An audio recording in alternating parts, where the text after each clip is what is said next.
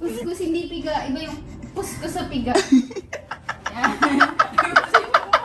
Uy, ayusin mo daw, kuya. Mukhang ganun din naman yun eh. Ay. Ayoko na nga. Hindi Ay. ko naman Tapusin mo. Ay, Ate Elma, ayaw, oh. Tinatamad na Ate Elma, oh. Kaya nga, bawal akong basahin.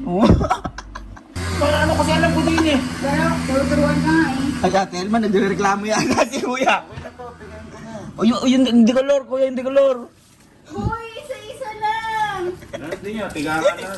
Hindi color naman, kuya. Ay, nagagalit Ate Elma. Hindi ba? Gusto mo tumami yan? Kadami na nga, 4 na kayo nilabang ko eh. Nagagalit ka? Nagagalit ka? Ay, kulay, hindi pa kulay puti yung isa, hiniwalay mo pa. Kaya mo kailangan maghiwalay. Ay, Pag yan, to. ano? Ay, washing machine mo na. Oo, muli yung... Sabi kasi magpa-laundry na lang eh. Ay, Kakaunti lang yan. Ate Elma, nagreklamo. Laundry yung 4. Oy, hindi na tatanggapin mo. 10 isa lang nun. Ano yun? Ice candy ba yun?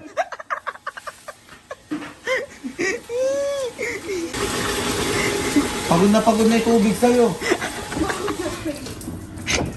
Oh, banlaw na, banlaw na. Putangin na mo, lang. Napapagod na ako. 30 minutes na ako din eh. Hayag na 4 na ako eh. Ay, puti mo muna eh. Alam mo pala, di ko magawa. Oh, alam mo. Hindi, alam ko. Ay, ate, nagkakagalit ate. Alam ko nga, ba't di ako gumawa? Sabi ko, Marami pa dun eh. huwag mo intindihin yung mga nandoon. Ang intindihin mo yung present.